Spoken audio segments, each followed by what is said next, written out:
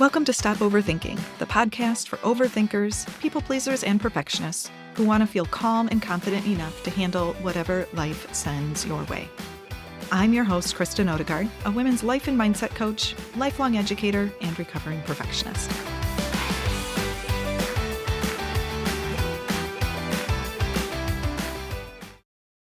Welcome back to another episode of the Stop Overthinking podcast. It's a solo episode today, so it's just me. I'm excited to be back with you, and I want to tell you a little bit about a vacation experience that I had and some reflections that I've had on that as well. So, a couple weeks ago, you may have seen, if you followed on my social media as well, that I was in Northern California. I went with my two children, two teenagers, and my best friend. We've traveled together many different times. My friend comes with me just to have another adult. So I'm not doing the single parenting thing on vacation. And we've really had some good experiences. So this time we flew into San Francisco. We drove up the coast, did the redwoods and some hiking and some of the beaches in Northern California, and then also spent some time in San Francisco. So great experiences. I had never been to that part of the country and really enjoyed it. One of the things that we did when we were in Redwoods National Forest is we were going to do a hike, and we have different experience levels of hikers in this group with my son and my daughter and my friend and I. So we had just kind of a moderate 3-mile hike, waterfall hike, I believe was the name of it. So we're on this hike, we're in the old growth redwood forest, having a great time looking at these amazing trees that are hundreds of feet tall and are just so resilient. I have so many different analogies I could talk about with redwood trees. And going through about a mile into the hike, we see this waterfall, and it's not big, maybe 20 feet, trickling down through rocks, lots of foliage. It was pretty. Had to cross a stream to get to it. I didn't think a whole lot about it. I'm just like, oh, yeah, nice little waterfall, and was appreciating the water, kind of listening to some of the birds and just the whole experience. And my friend was like, there better be another waterfall because this one's pretty disappointing. Like, it's not much of a waterfall. And I didn't really know. I hadn't looked at the map that closely. I was like, I don't know, guess we'll see. We just kept going. And so we ran into some other people. It was a loop trail. So we ran into some people going the other direction, and we're like, hey, is there another waterfall that direction? They said, nope, there's just the one on this hike. And my friend was like, oh, well, that's really disappointing. Why would they call it a waterfall hike when that really wasn't much of a waterfall? And we had an interesting conversation about our expectations because, quite honestly, I had like zero expectations of the waterfall on this hike. It just, for whatever reason, surprisingly, I had no expectation. So I was like, oh, nice little waterfall. She was thinking, hey, this is named a waterfall. It was going to be something significant. And so, from our expectations and our thoughts that go around with it, that lead to our feelings and kind of create the results, I was like, "Hey, I'm hiking through the old grove redwoods. This was all really lovely and was overall probably a little bit better experience." And she was thinking, "Hey, this is more about the waterfall." And her thoughts had led into then something of disappointment, which changed how she was considering the experience as a whole.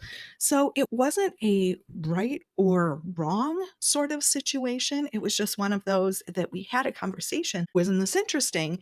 Because our expectations going into this were different, then we still experience kind of the same thing. We were seeing and hearing the same things, but what we got out of it then was different. So a few days later, we were in, I think it was Golden Gate Park, and kind of walking around doing some of the trails.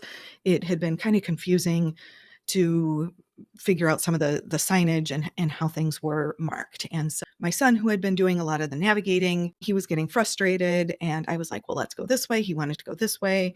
I think my daughter at that point was like, hey, I'm done for the day.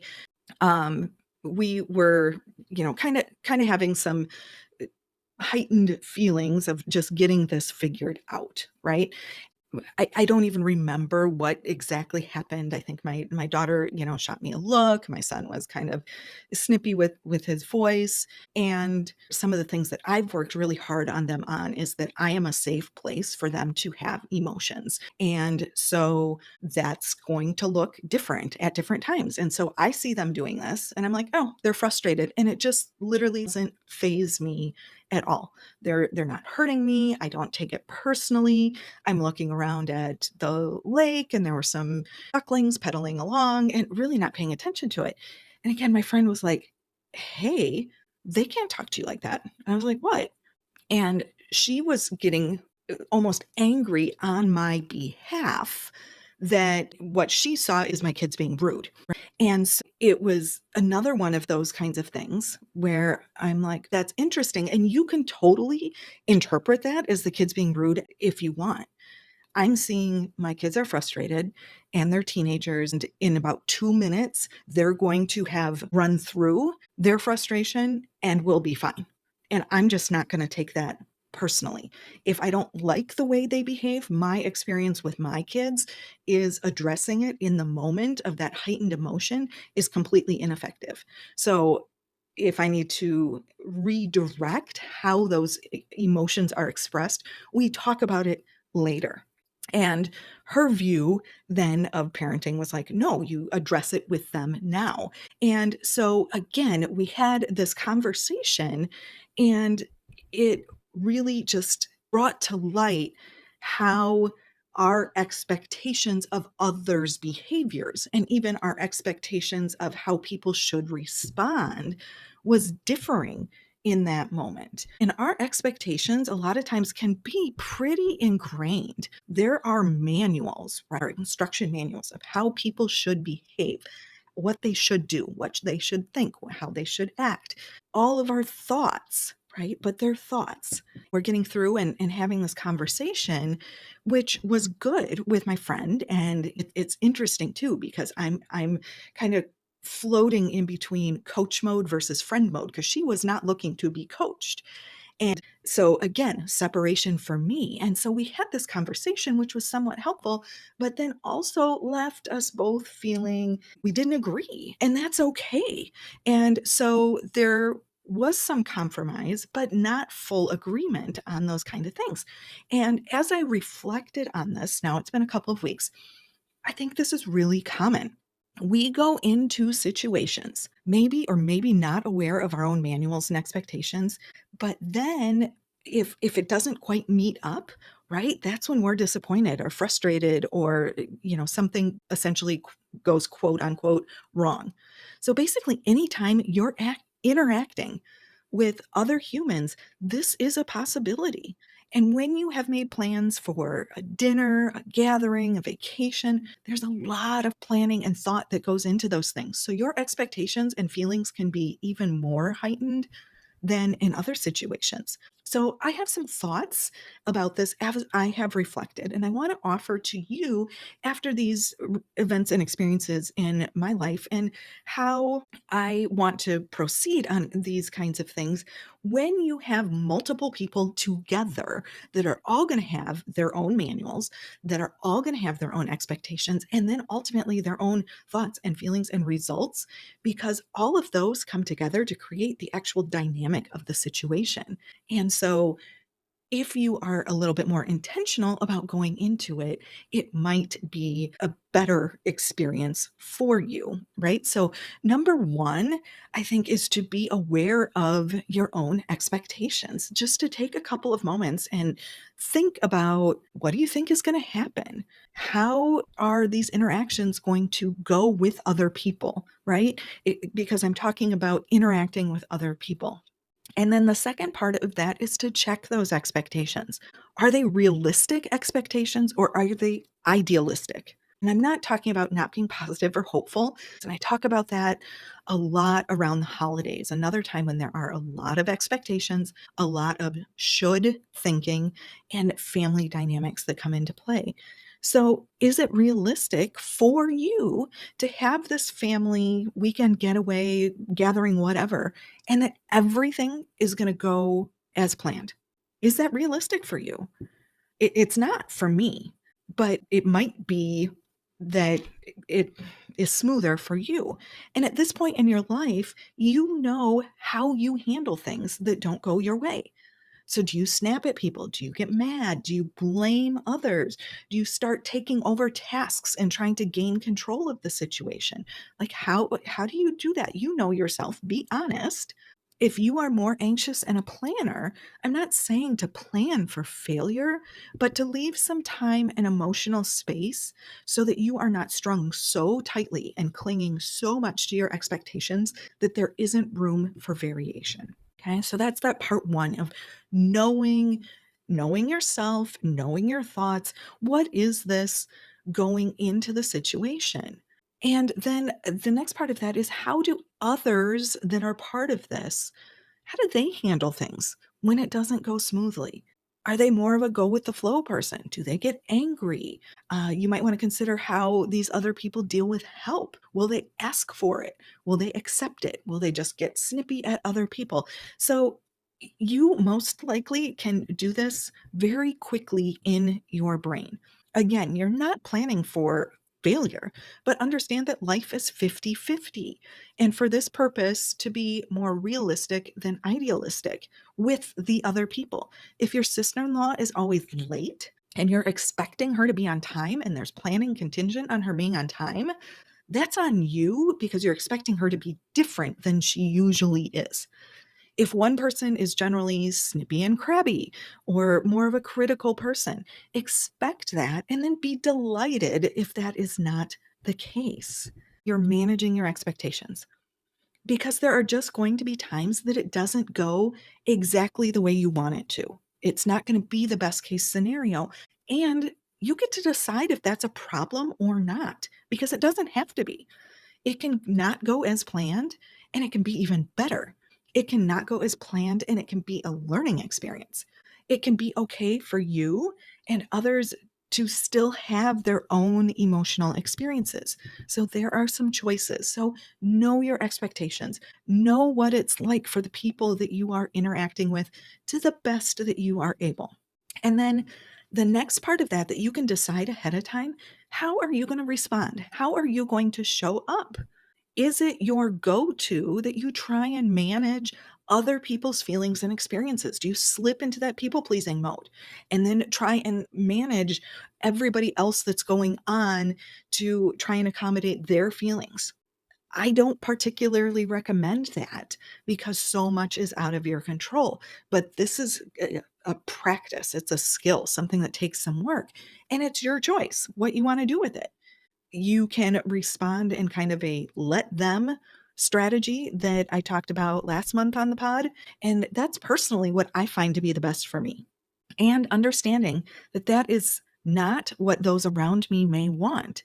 If I have normally been a person who has tried to manage everybody else's feelings and actions to create those feelings, when you're not doing that, that can be a little unsettling. So you do have to consider that as you are letting other people have their thoughts and feelings and emotions and experiences.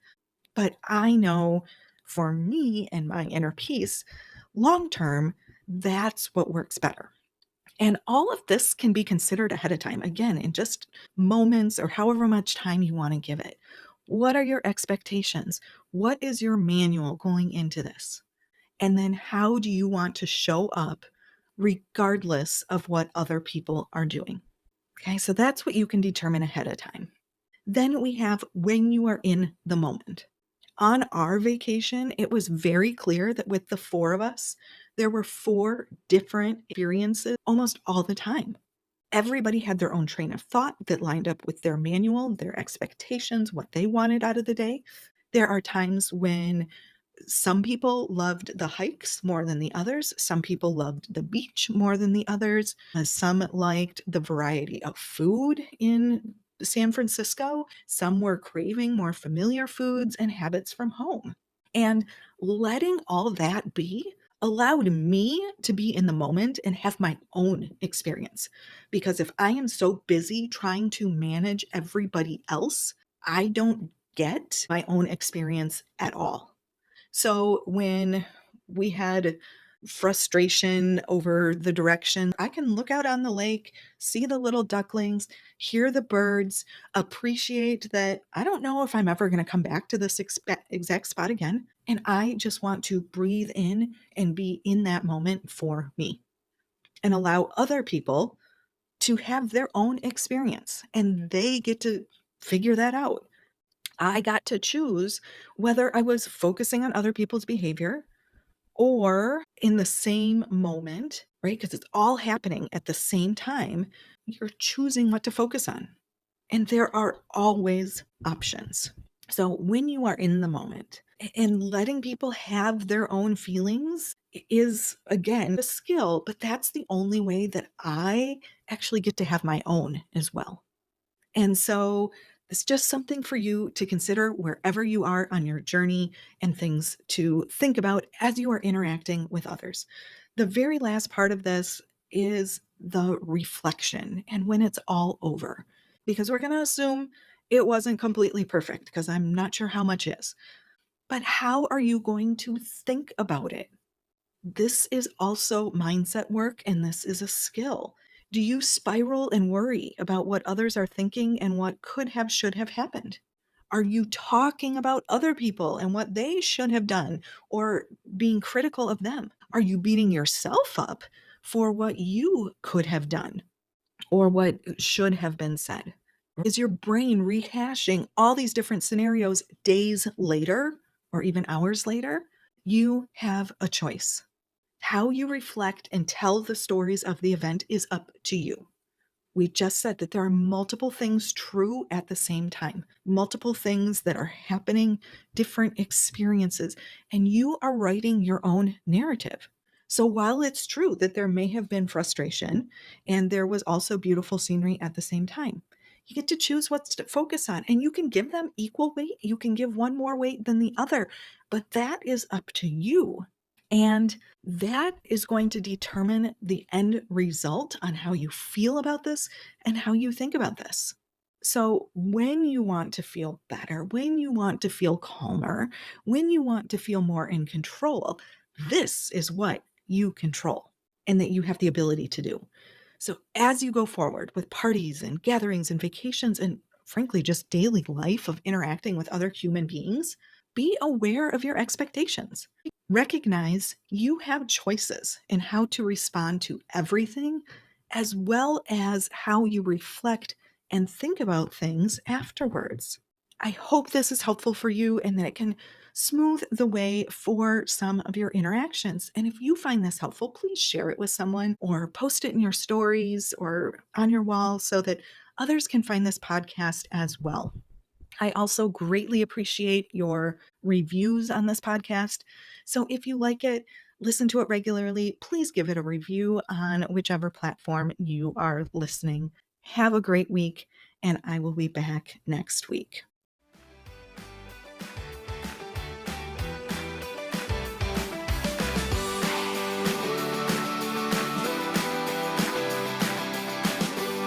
Thank you for listening to the Stop Overthinking podcast with Kristen.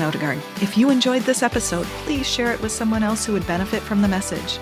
To learn more about working with me and links to social media and free resources, head over to my website, coachwithkristen.com.